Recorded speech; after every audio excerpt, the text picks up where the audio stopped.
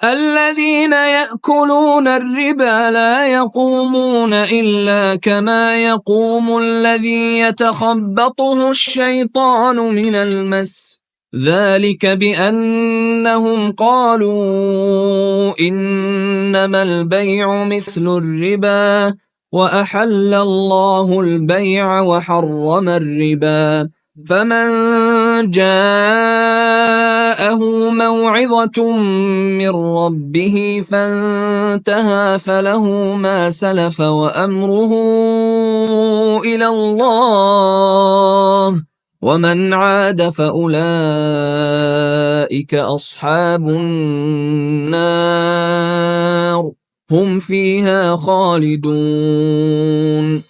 আসসালামু আলাইকুম ওয়া রাহমাতুল্লাহি ওয়া বারাকাতুহু। আজকে আমরা এমন একটি বিষয় নিয়ে আলোচনা শুরু করেছি যা আমাদের ব্যক্তি জীবন, সমাজ জীবন এবং অর্থনীতিকে গভীরভাবে প্রভাবিত করে, আর তা হলো রিবা বা সুদ। ইসলামে সুদকে এতটাই গুরুত্বের সাথে নিষিদ্ধ করা হয়েছে যে এর মতো অন্য কোনো অর্থনৈতিক লেনদেনকে এত কঠোরভাবে নিষেধ করা হয়নি। রিবা শব্দের আবিধানিক অর্থ হলো বৃদ্ধি বা বাড়তি।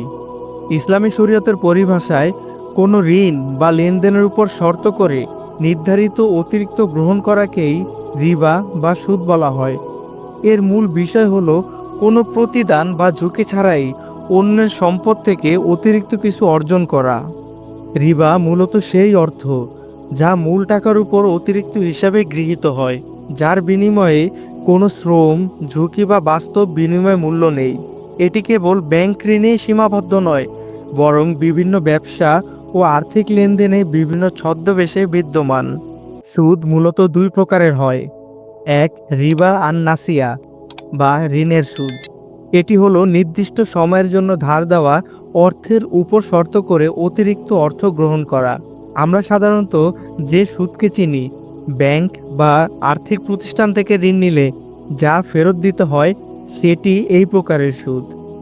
যেমন আপনি 100 টাকা ধার নিয়েছেন এবং 1 মাস পর আপনাকে 105 টাকা ফেরত দিতে হবে। এই অতিরিক্ত 5 টাকাই হলো রিবা আন নাসিয়া। 2, রিবা আল ফাদল বা লেনদেনের সুদ। এটি হলো সমজাতীয় দুটি বস্তুর লেনদেনে কম বা বেশি করে বিনিময় করা। যেমন সমান ওজনের সোনা বা রূপা নগদ লেনদেনে কম বেশি করে কেনাবেচা করা।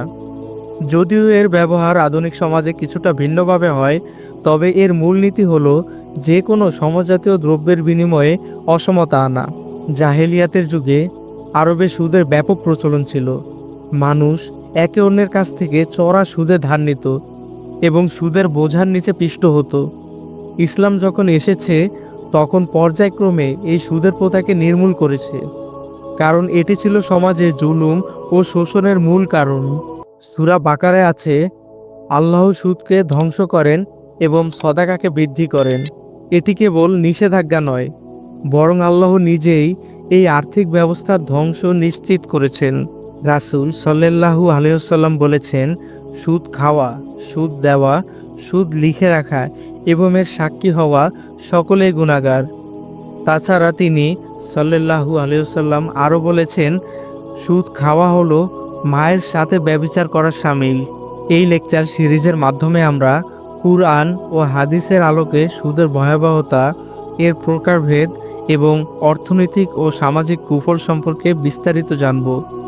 আশা করি এই আলোচনা আপনাদের রিবা সম্পর্কে সঠিক ধারণা দিতে সাহায্য করবে এবং সুদ মুক্ত জীবন গঠনে অনুপ্রাণিত করবে।